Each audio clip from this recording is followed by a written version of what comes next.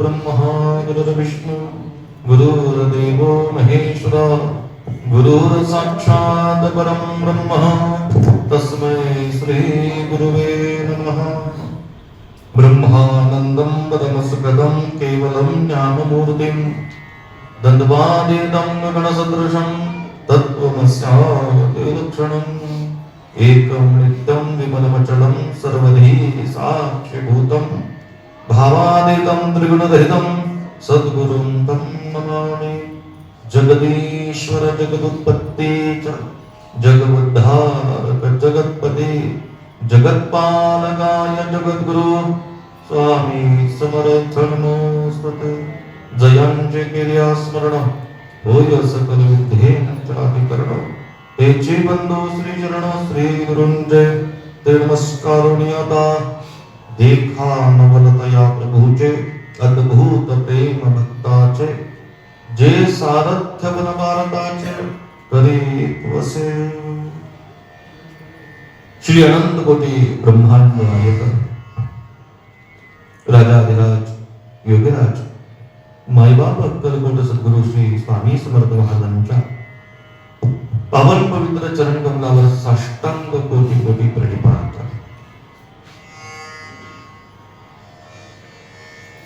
हा जो मी मागच्या प्रवचनामध्ये असं सांगितलं की हा जो आषाढ पौर्णिमापर्यंतचा पर्वकाल आहे हा सगळा पर्वकाल नामजप गुरु महात्म्य गुरुचरित्र वारी आणि धर्माची किंबहुना पर्वणीचा काल मानला जातो। आणि या पर्वकालामध्ये याच पर्वकालामध्ये सकल संत देवदेव सुद्धा परमार्थाचा साधण्याकरता निघत असतात। जसे काल श्रीमंत जगद्गुरु तुकोबरायांचं पंढरदेश पांडुरंगाच्या दर्शनासाठी प्रस्थान झालं। आज माऊली महावैष्णव संत श्रेष्ठ ज्ञानेश्वर महाराज यांच्याही पालखी सोहळ्याचा प्रस्थान झालं। हे प्रस्थान सोहळा इतका प्रचंड आनंदाचा असतो की ब्रह्मांडात सुद्धा हा सोहळा नाहीये। म्हणून स्वर्गीचे देव इच्छिता ते देवा मृत्यू लोके व्हावा जन्म हा। पण मृत्यू लोके जन्म घेतलेली लोकच असं झालंय की ज्ञानोबा म्हणतात ये मृत्यू लोकाची ओळखाले। बऱ्याच असं होतं परमार्थ साधायचा पर्वकाल असतो त्या पर्वकालामध्ये ते गोष्ट साधायची असते। उगाच 80 वर्षाच्या म्हातारीने म्हणलं मला फुटाणे खायचं तर कसं चालत ते नाही चालत। तो पर्वकाल म्हणजे साधण्यासाठी तो काल तो वेळ आणि भगवंतांनी दिलेली सुंदर अशी शरीरयष्टी ही खर्ची करायची असते सद्गुरूंच्या चरणावर। सद्गुरूंची सेवा करायची असते, भगवंताचं भजन पूजन करण्यासाठी देह दिला, वारी करण्यासाठी देह दिला।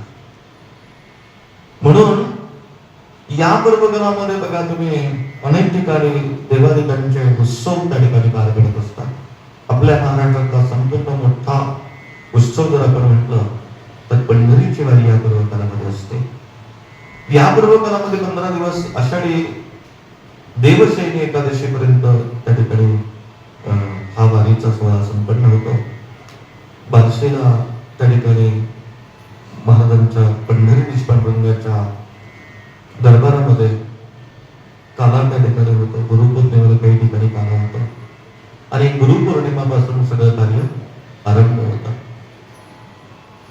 देवशयनी एकादशी म्हणजे देव 4 महिने चातुर्मासात देव आराम करायला जातात आणि तिथून पुढचे सगळे जे काही 4 महिने आहेत ते प्रत्येक देव त्या ठिकाणी त्या पृथ्वीचं संचालन करत असतो। मग पहिला अधिकार कोणाला दिला माहिती का? भगवंताने देवाने जर का शेज घेतली 4 महिन्यात तर भगवान महाविष्णू शेज जर का त्यांनी घेतली तर पहिला अधिकार त्या पृथ्वी चालवण्याचा पहिला मान जर कोणाला दिला असेल तर गुरु महाराजांना दिला. म्हणून गुरुपौर्णिमेपासून पृथ्वीचं सगळं संचालन गुरुतत्व करत असतं. आणि चातुर्मास गुरुपौर्णिमेला आरंभ होतो, तो जवळजवळ पुढे जाऊन तुलसी विवाहापर्यंत असतो. हा पर्वकाल अत्यंत महत्वाचा. या पर्वकालामध्ये भजन कीर्तन नामस्मरण किंबहुना वारी हा सगळा पर्वकाल असतो. मी मगाशी जरा खाली काही कामानिमित्त जात असताना एका आपल्या मठातल्या सेवेकरला पाहिलं. प्रचंड पाऊस चालू आहे सर्वत्र धोधो. रस्त्याची आता तरी या वर्षी जरा बऱ्यापैकी अवस्था चांगली आहे. मागच्या वर्षी तर प्रचंड बिकट अवस्था होते. परंतु ज्याला भगवंतावर प्रेम आहे, भगवंतावर भक्ती आहे, श्रद्धा आहे, नितांत निष्ठा आहे, अशी माणसं पाऊस असो, ऊन असो, वारा असो याची पर्वा करत नाही. आज ज्ञानोबराय तुकोबरायांचं प्रस्थान सोहळे झाले.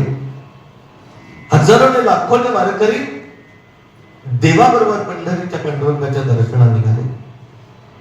धो पाऊस पडतोय महाराजा, पण कोणत्याही गोष्टीची पर्वा न करता मागे पुढे उभा आहे संभावित. हे ज्याने अंगीकारले तो भक्त असतो. ढग नुसतं जमा झाल्यानंतर आजच्या दिवस थांबून ते भक्त नसतंय. एकटा दिवसभर कामाला जाणारा माणूस कंटाळलेला असतात आणि कधी कधी असं वाटतं की आपण लवकर घरी जावं. पण मी त्याच्याकडे पाहिल्यानंतर विचार केला, हा माणूस कामाने दिवसभर थांबतो, काम सुटल्यानंतर एवढा धोधो पाऊस पडतोय तरीही वारी चुकून दे हरी. काय गोड भाव आहे त्याच्या अंतःकरणामध्ये. एकटाच आहे आणि परमार्थ करायला एकटाच लागतं. त्यांनी निघताना असा विचार केला, थांबा याला फोन करू, त्याला फोन करू, येतोय का? आणि नाही कोणी आलं की त्याने म्हणायचं राहू द्या, लई कंटाळा असं नकोच चालला. हे वारकरी नाही आहे, हे सेवेकरी नाही. हे स्वार्थ ज्या दिवशी असेल, कंठाला प्राण आला की मग स्वामी स्वामी स्वामी स्वामी. तसा नाही उद्योग बरोबर. सगळ्याचा हिसाब होतो, सगळ्याचा हिसाब होत असतो. आणि त्याच्याकडे बघून मला जरा थोडस भक्ती वाढली माझी. अरे बाबा याला खरं भक्त म्हणायचा. मी माझ्या विषयात मला असं वाटलं की त्याला बघितल्यानंतर एकटाच पावसात गाड्याचा रेनकोट, काळा रेनकोट घालून, टोपी बिपी घालून माझी गाडी जाताना दिसते की एका बाजूला गाडी घेऊन असा माझ्याकडे वाकून बघून नमस्कार करून पुढे गेला. मी थांबलो नाही, तो भाग वेगळा आहे. कधी कधी मी थांबलो नाही, आता माझ्याकडे पण असेल, पण तसं नाही. काही काही लोक अति विचारी असतात. ते महाराज तेच मोठं झालं, अरे बाबा काय काय तुझ्यासाठी काम, काहीतरी काम असेल, गडबडीत निघालं असेल, पण हा असं म्हणणार नाही, वा आजचा दिवस छान जाईल, आज प्रत्यक्ष गुरूंचं दर्शन झालं. विचार चांगला करा ना तुम्ही.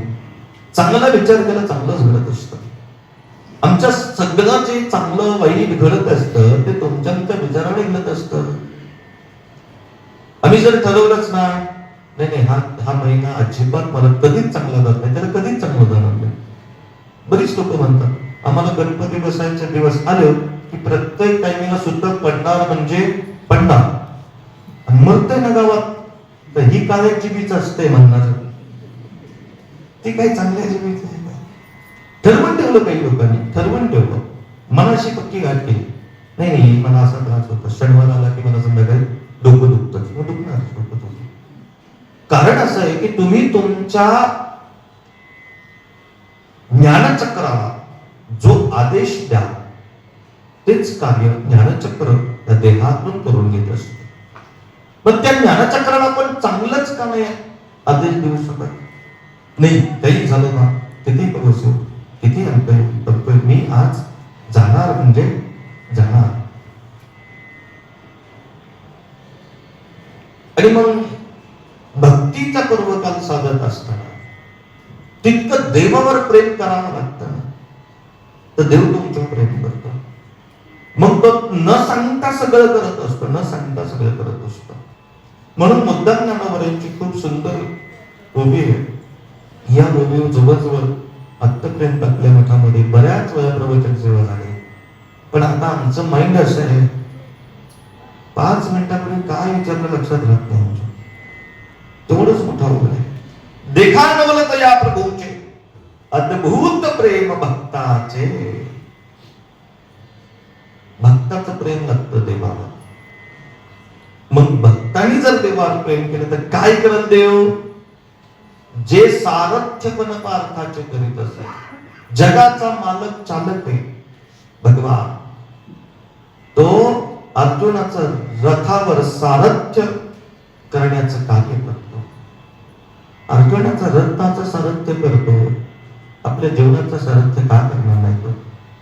निश्चित करणार. परंतु तुम्हाला अर्जुना इतकं प्रेम करावं लागल, जनाबाई इतकं प्रेम करावं लागल, मीराबाई इतकी भक्ती करावी लागेल, तेव्हा होतं. या निसर्गाच्या काही चक्रांना तुम्ही आम्ही जर का काही कारणास्तव घाबरून ईश्वरीय तत्व, ईश्वरीय भक्ती आणि वारीत जर खंड पडून दिला, तर मला सांगा आपला परमार्थ कुठे जाईल? साध्या पावसाला तुम्ही घाबरून जर का, बरीच लोक आज बरीच प्रमाण कमी आहे. मला हे सकाळी ही बारके पोरांची आठवण झाली. आज मोठ्या लोकांना बघितल्यानंतर सकाळी पोरांनी दप्तर भरले, वा डबे भरले.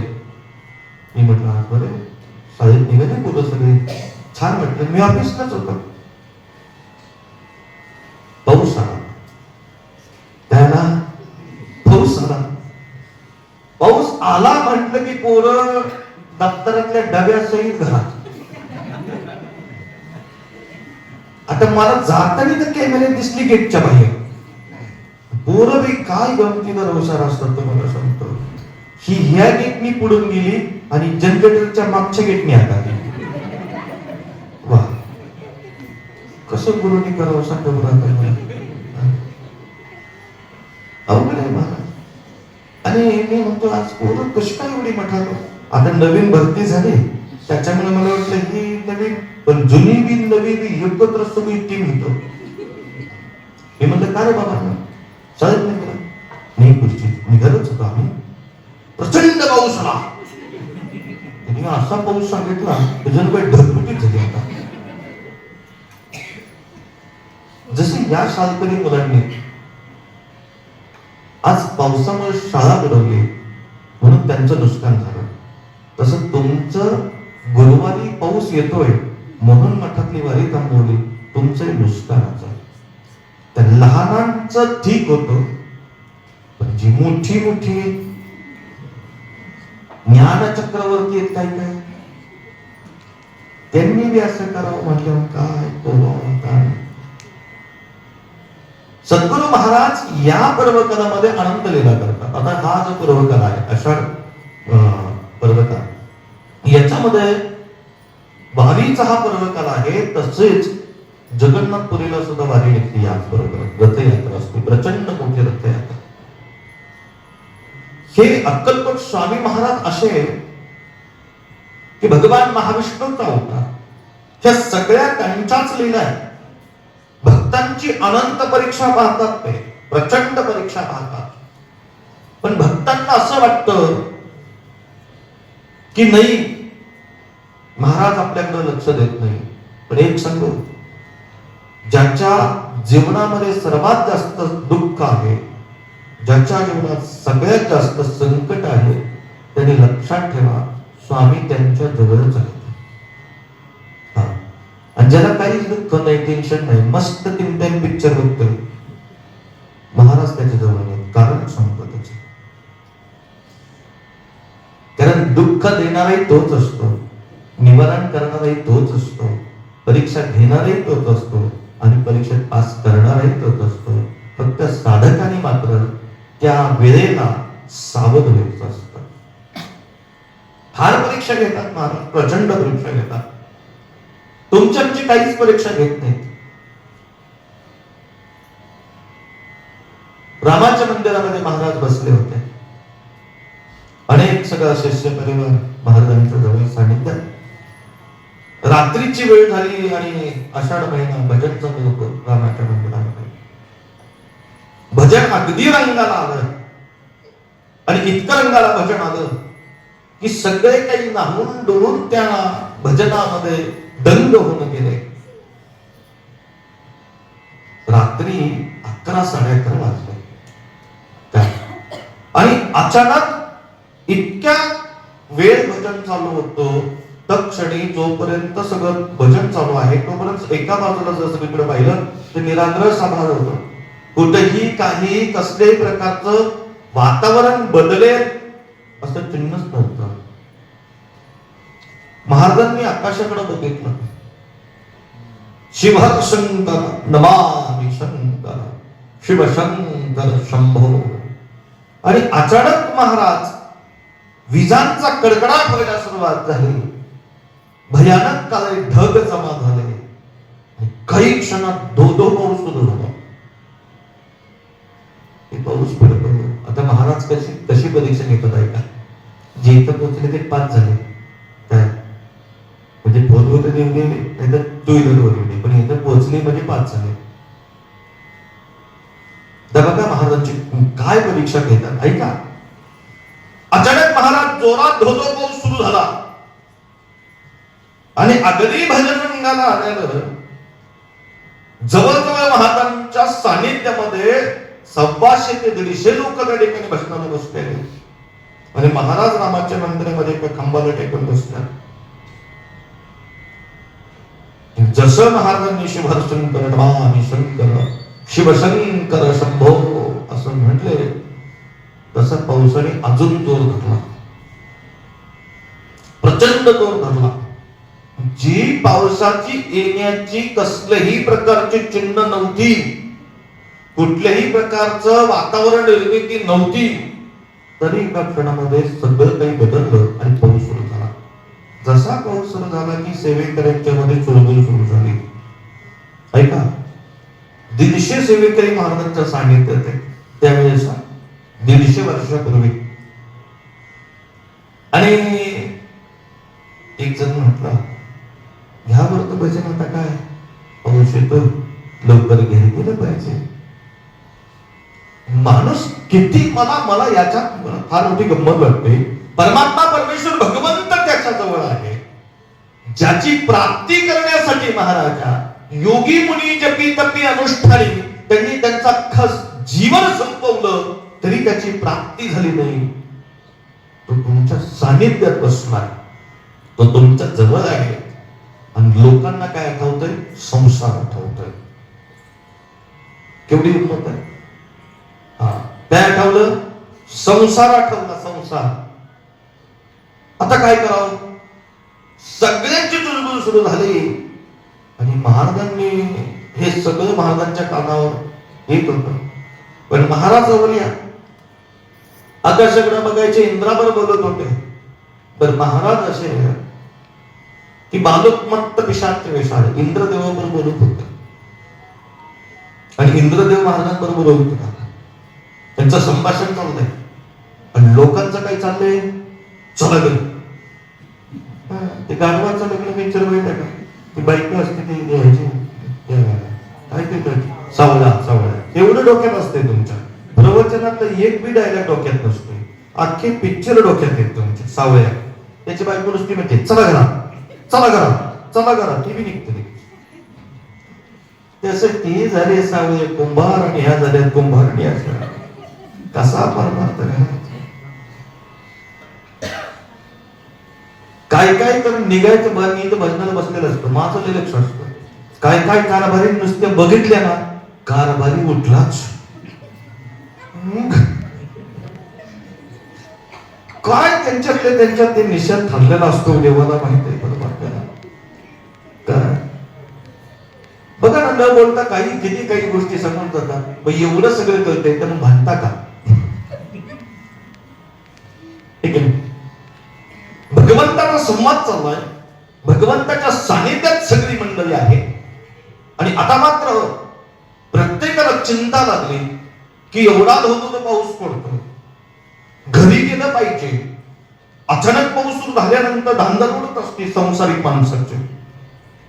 मग कोणाचे कपडे बाहेर वाळत टाकलेले असतात, कुणाचं धान्य वाळत टाकलेलं असतं, कुणाची शेतातली काही अवजार असतात, काही महत्वाच्या गोष्टी असतात, जनावर असतात.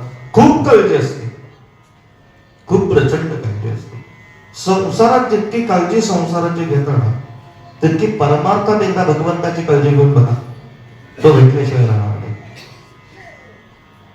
आणि सगळ्यांची ही सगळी अचानक जी भजनामध्ये दंग झाली होती, ते धोधो पावसाने सगळ्यांची मन विचलित झाली.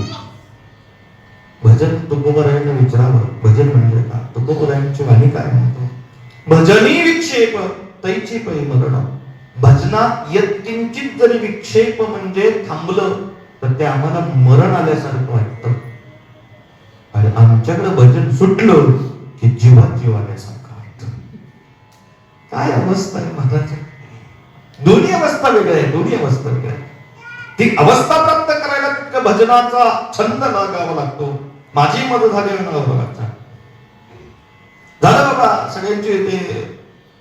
आणि अचानक महाराज उभे राहिले, कमरेवर हात ठेवला आणि एक हात वर करून शिवशंकर नमामि शंकर शिवशंकर शंभो, हे गिरिजापती भवानी शंकर शिवशंकर शंभो. पावसाबरोबर चर्चा, इंद्राबरोबर चर्चा चालली देवाची. अचानक महाराज म्हणले, मेना लावा, मेना लाव. मेना म्हणजे कळतं, जुन्या काळातली पालखी. आता मेना लावा असं महाराजांचं वाक्य ऐकलं की सेवेकरी सगळे गडबडले. म्हणजे महाराज पाऊस पडतोय, एवढा धोधो, काळोख पडलेला आहे, विजा प्रचंड चमकतायत, आणि आता यावेळी कुठंतरी जाणं योग्य नाही. कोण सांगतोय? भक्त परिवार सांगतो. कुणाला सांगतो? देवाला सांगतो. कशासाठी सांगतो? काळजीपोटी सांगतो. बरोबर? पण याच्यापुढे जाऊन ऐका, महाराज इतकी परीक्षा घेता येते की महाराज म्हणजे आत्ताच्या आत्ता मेना लाव. आत्ताच्या आत्ता मेना लाव म्हणजे की महाराजांचं वाक्य म्हणजे आदेश. मालकाच्या शब्दापुढे कोणी जाऊ नये. रात्री 11:30 मेना महाराजाचा उठला आणि मेन्यामध्ये जगाचा मालक बसतो आणि आदेश केला की अक्कलकोट पासून काही अंतरावर एक गाव होतं, जवळजवळ 6-7 किलोमीटरचं ते अंतर होतं. त्या गावी निघायला महाराजांनी आदेश केला.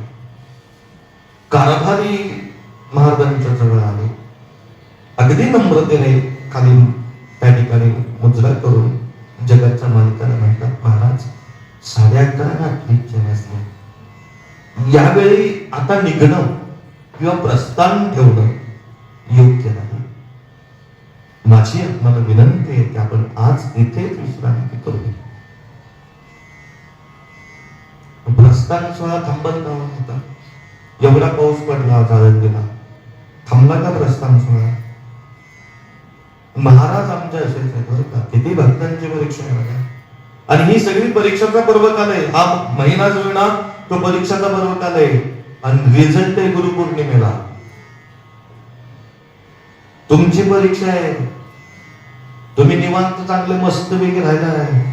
अहो परीक्षा चालू आहे आणि काही म्हणा, कसली परीक्षा, लोक घेतच नाही. पोरं बी टेन्शन घेत नाही. 12वी असो, ती MPSC असो, UPSC असो, आणि त्याच्या आतली 9वी-10वी 11वी तर विचारच करत नाही, टेन्शनच नाही. कारण 7वी-8वी पर्यंत ते काय ABCDचे ग्रेड आहे. ते गेलं काय नाही गेलं तर त्याला माहिती 4 शब्दापैकी आपल्याला एक स्पेलिंग पडणार आहे, ABCD. 4 पैकी एक तरी कॅपिटल पडणार आहे, ते काही काळजी करत नाही. मला आत्ताच्या मुलांकडे, विद्यार्थ्यांकडे पाहिल्यानंतर फार मोठी काळजी वाटते बरं का. काही म्हणा, पोरं अभ्यासच करत नाही. आणि पोरं अभ्यास करत नाही ह्यात नवल नाही, नवल ह्यात आहे त्याच्या आई वडील अभ्यास करून घेत नाही.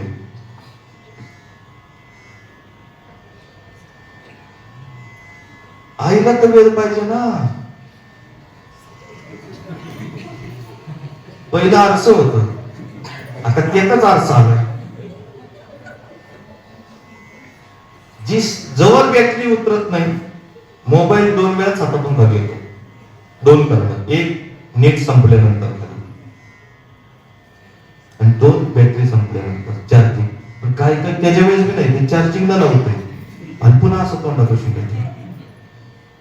काय ती कोर करायला त्याला कार्टून लावून ती बी असंच झाला. प्रपंच संपला, काही नाही. लक्षात घ्या, काही गोष्टी मनावर घ्या, काही गोष्टी मनावर घ्या. मी वारंवार सांगतो, मोबाईल हा हे साधन फक्त कामापुरताच वापरा. अनाठाई त्याचा अनेक अनाठाई वापर होतोय आणि त्याचा परिणाम दुष्परिणाम प्रचंड होता. महाराजांना विनंती केली की महाराजा, आपण या ठिकाणी आज विसावा करावा अशी माझी विनंती आहे. मेना हलो शिवहर शंकर नमामि शंकर. धो पाऊस पडायला लागला. रात्री 11:30 महाराजांची स्वारी निघाली प्रस्थानी सोडा. रामाच्या मंदिरातून मेदरकेच्या रोडला. आता निघाला तर निघाला 7 किलोमीटरचा प्रवास आहे. रात्रीचा धो पाऊस पडतोय, विजा कडकड करत्या. पण त्या काळात काही तुमच्यासारखं काही रेनकोट आहे त्यांच्याकडे, का छत्री आहे का काय हे सांगा. पण अचानक आली एवढी काय घोंगडी असायची पूर्वीच्या काळात. घोंगडी, ती घोंगडी पावसात डोक्यावर घेतली की काही अडचण नव्हती. पण अशी बसणारा सगळी मंडळी बसली. जगाच्या मालकाने अचानक प्रस्थान सोहळा ठेवला आणि ही सगळी मंडळी जसा स्वामी महाराजांचा मेना पालखी बाहेर पडली रामाच्या मंदिरातून, तसा इंद्रदेवाने थै थै नाचायला लागला. इतका आनंद झाला देवांना की सगळे नाचायला लागले देव. म्हणजे पाऊस वाटला, पावसाचा जोर वाढला आणि इतका प्रचंड पाऊस, भयानक पाऊस पडायला सुरुवात झाली. या पावसामध्ये महाराजा जगाचं मालक पालखीत बसले मेन्यामध्ये. पालखी म्हणजे अशा पद्धतीने, मेना म्हणजे चौकन असतो की जेणेकरून पाऊस वगैरे लागू नये असा असतो उन्हाळा. मालक आतमध्ये बसले आणि सगळी मंडळी निघाली. एक सांगू, महाराजांनी आदेश जसा दिला तसे 150च्या सेवेकरी महाराजांच्या सानिध्यात ऊन वारा पाऊस याचा कशाचाही विचार न करता त्या प्रस्थान सोहळ्यामध्ये सामील झाले. आणि जी 4-2, 5-2 असते काही यांच्या नादी लागायचे. म्हणजे 149 लोक शाणी आणि हा एकटाच महाशान होता. काही लोक थांबली माग महाराजा, पण जी थांबली ना ती मागच थांबली. आणि ज्यांनी ऊन वारा पाऊस कशाचाच विचार केला नाही, त्यांनी एकच विचार केला की स्वामी महाराज आपल्या बरोबर आहेत, आता काळजी नाही. आणि तुम्हालाही माझे एक हात जोडून विनंती, कधीही कुठे निघाला एक विश्वास पक्का लक्षात ठेवा की महाराज तुमच्या बरोबर आहेत. ज्याने ज्याने महाराज आपल्या बरोबर आहेत असा विश्वास ठेवला, त्याच्या जवळ महाराज असतातच हा प्रत्येकाचा अनुभव आहे. बघा तुम्ही कधीतरी देवघरातून स्वामींना नमस्कार करत बाहेर पडताना भक्त महाराजांना म्हणा की महाराज मी अशा अशा ठिकाणी निघाले, तुम्ही माझ्या बरोबर चला. अरे तुम्ही चला म्हटल्यानंतर ते तुमच्या बरोबर बी असतात, तुमच्या मागे बी असतात आणि तुमच्या पुढे बी असतात. एकमेव आमची जगाचे स्वामी माऊली अशी की ती मागे पुढे नाही, तर ती तुमच्या बरोबर सुद्धा आहे, मागे सुद्धा आहे आणि पुढे सुद्धा आहे. किती वेळा तरी अनुभव प्राप्त होतो, किती वेळा तरी अनुभव प्राप्त होतो. आणि मग अशा या सगळ्या परिस्थितीमध्ये पुढे जसा जसा प्रवास सुरू झाला, 1-2 किलोमीटर प्रवास पुढे गेल्यानंतर महाराजा अशी परिस्थिती झाली, प्रचंड पाऊस पडलाय. या पावसामध्ये सगळे ओले चिंब झाल्या, संपूर्ण शरीरावरील कपडे ओली चिंब झालेले आहेत आणि भयानक रोड असा होता की त्या रोडने जो प्रवास करत होता तो सगळा वावरातून म्हणजे शेतातून रोड होता, चिखल प्रचंड झालेला. एक पायी महाराज चिखलामध्ये गेला की दुसरा पायी गुंतून बसायचा, पहिला काढायला गेला की पुन्हा दुसरा गुंतून बसायचा. अशा या भयानक वाटेवरून रात्रीची किरण परिस्थिती, असं म्हणून महाराजा पुढे काही दिसना. विजाची चमक झाली, वीज कडाडली, तेवढ्या प्रकाशात पटकन पुढे निघायचा. असा प्रवास महाराजा करत होते, असा प्रवास करत होते. जी मेना वाहणारी होती साधक, मेना वाहणारी जी लोक होती महाराजा, त्यांना अशी परिस्थिती झाली की पुढे एका चिखलामध्ये दलदलीमध्ये ही सगळीच्या सगळी अशी गुंतून बसली की ते मेना वाहणाऱ्याला डोक्यावर पाऊस धो धो पडतोय. पुढे अंधार एवढा प्रचंड आहे की काही म्हणून तुम्हाला पुढचं दिसेल असं झालंय. आणि पाणी जर म्हणावं तर तुमच्या गुडघ्या इतकं पाणी, आणि सगळे पायी चिखलामध्ये पूर्णपणे दबून गेलेले आहेत. खरं सांगा, ही महाराजांना माहित नसेल का व मेहनत बसलेला की भक्तांना त्रास होतो? माहित नसेल का? माहित होत, माहित असत. रामाच्या देवळामध्ये भजन चालू असताना, पावसाचं चिन्ह नसताना सुद्धा पाऊस अचानक आला. अचानक जगाच्या मालकाने प्रस्थान ठेवलं. हे इतकं सोपं नव्हतं. जसं सगळ्या भक्तांनी काही अंतर चालू झाल्यानंतर प्रवासात जगाच्या मालकाला मेनात बसलेल्या, मेना वाहणाऱ्या भोईंनी स्वामीजींना प्रार्थना केली, मालक धो पाऊस पडतोय, पुढे किंचित सुद्धा वाट दिसेल असे झाली. आणि अशा या परिस्थितीमध्ये तुम्हीच आता आमचे करुणावंत कृपाघन दीनदयाळ आहात. असं फक्त महाराजा प्रार्थना मेना वाहणाऱ्या लोकांनी केली. आणि जो प्रचंड असा वजन ज्यांना मेना वाहताना वाटत होता साधकांना, तो मेना अवघ खांद्यावर झेंडूचं फूल घ्यावं असा मोकळा खांदा झाला. जणू काही आपल्या खांद्यावर मेनाच नाहीये, जणू काही त्या मेनात कुणी बसलंच नाहीये, असा मेना हलका झाला.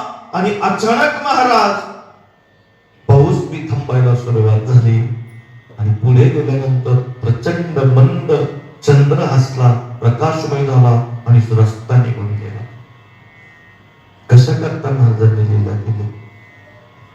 महाराज म्हणतात, माझे भक्त कसलेही कितीही संकट आलं तरी त्याने देवाला सोडू नये, सद्गुरूंना सोडू नये, हा संदेश भगवंत स्वामी महाराज प्रत्येक भक्तांना देत असतात.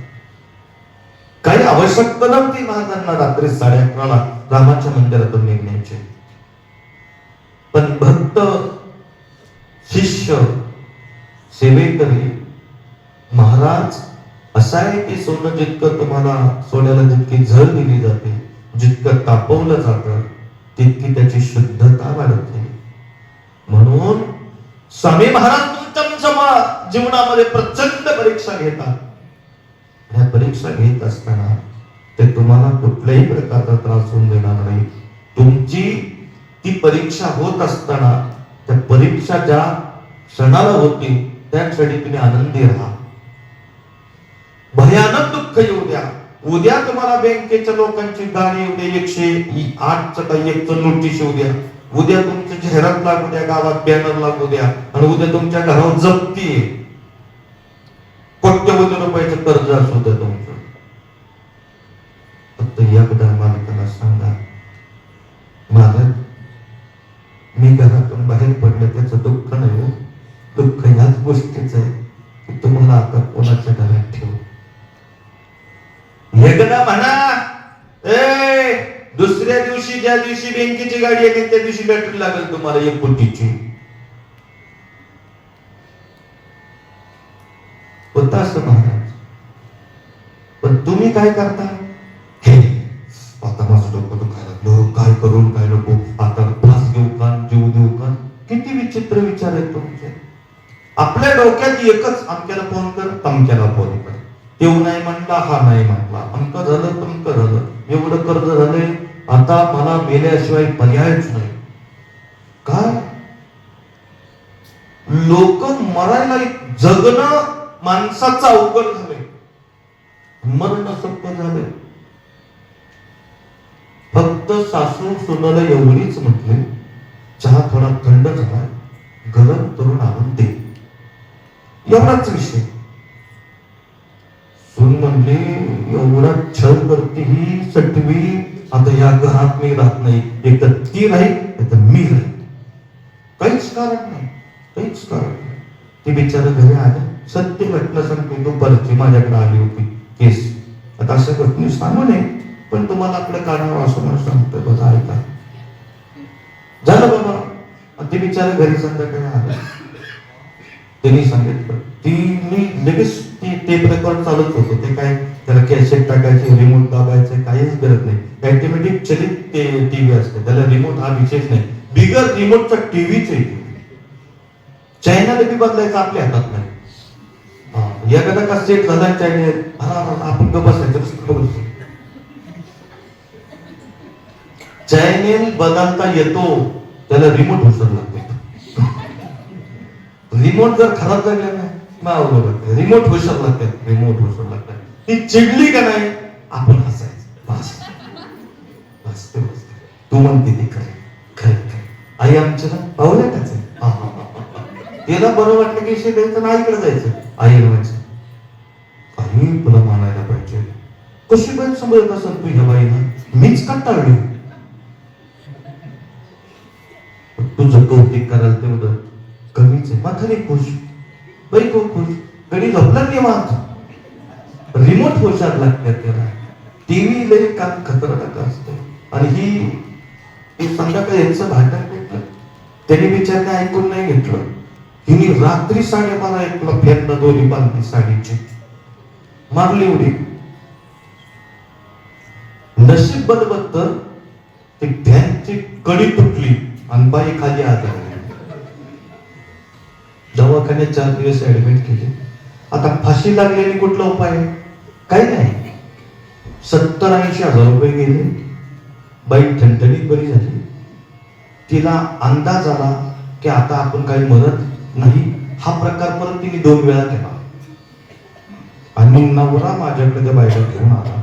म्हणलं 3 वेळा ह्या बाईने फाशी घ्यायचा प्रयत्न केला. म्हणलं मी म्हणलं देवतारी त्याला कोण मारी? अहो मला मारी नाही, पण आमची किती पळापळी. महाराज, जीवन हा पर्वकालामध्ये तुम्ही कितीही मोठं संकट येऊ द्या, फक्त स्वामींना आठवा. महाराजांना एकदा प्रार्थना करा, ध्येय करणं बसा, एकदा साथ घाला, ते तुमच्या बरोबरच होते. जसं द्रौपदीची चूक झाली, वस्त्रहरणाच्या क्षणी महाराज भगवान कृष्णदेवराय जवळच होते, शेजारीच होते, पण द्रौपदीने साध घालताना चुकीचे घातले. कोठे गुंतलासी द्वारकेच्या राना, वेदता सखाया लाविदासी. हस्तिनापूर मध्ये वस्त्रहरणाचा घटना घडली आणि भगवान कृष्णदेवराय शेजारी उभे, पण हात मारताना ते काय म्हटले? कोठे गुंतलासी द्वारकेच्या राना. केवढा उद्योग हा. कृष्णाला पुन्हा इष्टी करावं लागली, हस्तिनापूरवरून द्वारकेला जावं लागलं. पुन्हा द्वारकेत थांबलं, ती परत रिटर्नचं तिकीट घेतलं आणि मग आलं. मग बाई म्हणते वेद का सखाया लाविलाशी. बावळा ती तिथंच होत की तो हात मारताना चूक झाली तुझं. लक्षात घ्या, परमात्मा परमेश्वर तुमच्या जवळच आहे. परमात्मा परमेश्वर तुमच्या जवळच आहे. त्याच्यासाठी अक्कल पाहिजे. अक्कल कोटला जायलाच पाहिजे असं नाही. तुमचा अकलीचा कोटा वेगळा. स्वामी समर्थ महाराज बसले की काही काही लोक म्हणतात आमची वारी केलं पाहिजे. नाही, जाणं तू त्याच्याबद्दल प्रश्नच नाही, वारी केलीच पाहिजे. वारी संकट निवारी. परंतु स्वामींच्या प्रती असणारी भक्ती ही कमी होता कामा नये. बऱ्याच वाऱ्या केल्या. दर महिन्याच्या पौर्णिमेला वारीला गेला आणि एका पौर्णिमेला ऐन टायमिंगला सासरवाडीतून फोन आला, पाहुणं यावं लागते. वारी त्यांनी गेलं नाही, अक्कलकोटला सासरवाडीला गेलं. याला वारी म्हणाल का? नाही. महाराज वारी करत असताना कितीही संकट येऊ द्या, कितीही कोणतीही परीक्षा भगवंतांनी घेऊ द्या, तुम्ही तुमच्या नियमात जर राहिला ना तर तो भगवंत तुमच्या मागे पुढे तुमच्या बरोबर राहत असतो. तोच परीक्षा घेणार असतो, तोच तुम्हाला त्या परीक्षेतून मुक्त करणार असतो. निदर्कीच्या गावामध्ये महाराज पोहोचले. सकाळी त्या ठिकाणी महाराज पोहोचले. महाराज पोहोचल्यानंतर विसावे सगळे रात्रभर प्रवास करून दमले होते आणि प्रचंड दमले असल्यावर सगळे त्या ठिकाणी बसले. काही त्या गावातले सगळे संत मंडळी, ब्राह्मण मंडळी, विद्वान मंडळी, त्यांना कळलं की प्रभात समय अक्कलकोट स्वामी महाराजांचं गावात आपल्या आगमन झाले. सगळीचे सगळी मंडळी दर्शनाला त्या ठिकाणी गेले. त्या दर्शनार्थी त्या समुदायामध्ये एक शिंपी त्या ठिकाणी महाराजांच्या दर्शनाला आला होता. शिंपी महाराजांकडे पाहिलं, प्रचंड प्रचंड महाराजांकडे पाहिल्यानंतर डोळ्यात भरभरून अश्रू यावं लागले. एवढा रडायला लागला महाराज, एवढा रडायला लागला. अचानक त्याच्याकडे काय झालं काय माहिती, त्याची मुद्रा स्वामी महाराजांना पाहिल्यानंतर इतकी भावमुद्रा बदलली. घळघळ पाणी आलं आणि साष्टांग प्रणिपात करण्यासाठी जमिनीवर लोटांगण घातलं, नाक घासलं. महाराज झोपले आणि त्या शिंपीने स्वामींना साष्टांग प्रणिपात केला. अंगात थरथर कापत होतं. अनेक प्रकारचे स्पंदने, कंपन, लहरी त्याच्या शरीरामध्ये अगदी वेगाने, अश्ववेगाने प्रवेशाने ते धावत होत्या. आणि पुन्हा तो उभा राहायचा, पुन्हा स्वामींना पाहायचा, पुन्हा धरून रडायचा, पुन्हा साष्टांग नमस्कार करायचा. महाराज सगळीकडे बसल्यात, दर्शनाला रांगाच्या रांगा लागल्या. आणि जगाचं मालक संपूर्ण चरित्र पर्वकालामध्ये ऐका, फार वैशिष्ट्य आहे या लीलेमध्ये स्वामी महाराजांच्या, की तो साधक स्वामींना पाहतोय आणि रडतोय, साष्टांग प्रणिपात करतोय. एकदा झाला, दोनदा झाला, तीनदा झाला, चारदा झाला, पाचदा झाला. एकदा नाही, दोनदा नाही, तीनदा नाही, 1 तास झाला, 2 तास झाले. प्रकार चालूच आहे. हा बाबा उभा राहतोय, स्वामींना बघतोय, धायमाय करून रडतोय, पुन्हा साष्टांग नमस्कार करतोय, पुन्हा उभा राहतोय, पुन्हा स्वामींकडे बघतोय, पुन्हा रडायला लागतो, पुन्हा साष्टांग नमस्कार करतोय. 4 तास चाललं होतं हे सगळं. किती तास? 4 तास चाललं होतं महाराज. आणि स्वामी चरित्र पर्वकालामध्ये स्वामी 4 तास त्यांच्या चरित्रामध्ये कधीच कुठंच एवढ्या वेळ थांबलेले होते, एका जागेवर बसलेले होते. तर महाराज लहरी एका क्षणात निघून जायचे. लोकांना कळेनासं झालं, अरे हा काय प्रकार चालू आहे, हा काय प्रकार चालू आहे, ही काय अवस्था आहे, की त्याने उठावं, भगवंताला पाहावं, धायमाय करून रडावं, नमस्कार करावा आणि पुन्हा साष्टांग नमस्कार करून उठावं. महाराज याला एकच म्हटलं जातं, देखा नवलत या प्रभूचे अद्भुत प्रेम भक्ताचे. भक्ताचं प्रेम इतकं होतं की जगाचं मालक सुद्धा 4 तास झालं एकाच जागेवर बसून होतं. हे प्रेम आहे, हे नवल आहे, हे नवल आहे. आणि मग आजूबाजूला असणारे पुराणिक बावलेकर शास्त्री, काशीवरून आलेले दर्शनार्थे, काशीचे संन्यासी बुवा, ही सगळी मंडळी म्हणाली पराकोटीचं भाग्य आहे बरं का या शिंप्याचं. काय असेल कोण जाणे. 4 तासाचा साष्टांग प्रणिपात दंडवत घेतल्यानंतर उभा राहिला आणि महाराज त्याला म्हणतात, अरे शिंप्या, जेवायला घालतोस की नाही मला? शिवार शंकर नमामि शंकर. जगाच्या मालकाने भिक्षा मागावी आणि शिंपी त्याच वेळेस तिथं स्वामींना निमंत्रण द्यायला आला होता की माझ्या घरी भोजनाला या. न सांगता तो माकळ येते अंतर विश्वी विश्वंभर परिहारच बळगे. भगवंताला सांगायच लागत नाही त्याच्या मनात काय. भगवंताने स्वामी देवाने सांगितलं, आजचं मध्यान्ह समयाचं भोजनाला आम्ही तुझ्या घरी येऊ. शिंपी आनंदाने घरी गेला. पण तुम्हाला यातलं एक महत्वाचं रहस्य सांगतो. ह्या रहस्य असं आहे की 4 तास इतके साष्टांग दंडवत शिंप्याने का घातले, हे पहिला एक प्रश्न पडतो. दुसरा प्रश्न असा आहे की त्याची अवस्था 4 तास अशी कुठली झाली होती की ज्याला कसल्याही प्रकारचं भान राहिलं नाही.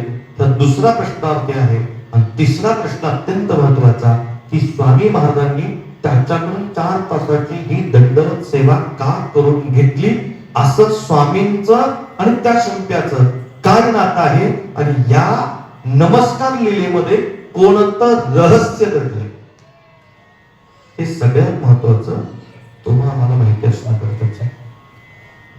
कारण हे जोपर्यंत तुम्हाला कळत नाही तोपर्यंत महाराज दृष्टांत म्हणून नेण्यात तेच गमत नाही. इथपर्यंत तुम्ही ऐकाल, ठीक आहे बाबा त्यांनी 4 तास नमस्कार केले, पण बाबुळ्याकडनं तुम्ही विचार करा, तुम्ही कुणाच्या 4 तास पाया पडलाय का? आता तर नवीन स्टाईल आली पाया पडायची, शक्तिमान. पण वाक्य खाली काय रोग आलाय तुला? काय काय लोक अशी पाया पडतात असं वाटत. राजकारणी पुढे लोक बघा कसे पाया पडतात, शक्तिमान नमस्कार मध्ये झाला. मी म्हटलं काय धरतो काय आपलं जरा मागे म्हणतो काय करायची.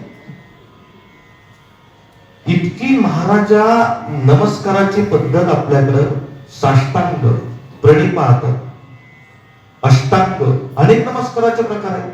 पण या नमस्कारामध्ये त्यांनी साष्टांग प्रणिपात 4 घटिका केलाय. 4 घटिका. तुम्ही आम्ही भगवंताला नमस्कार केला तर फार किती करतो? 1 करतो, ठीक आहे. फार कष्ट असतील, दुःख असेल 2, फार अत्यंत त्रास असेल 3ऱ्या वेळेस आपण नाक घासतो, त्याच्यावर आपण नमस्कार करत नाही.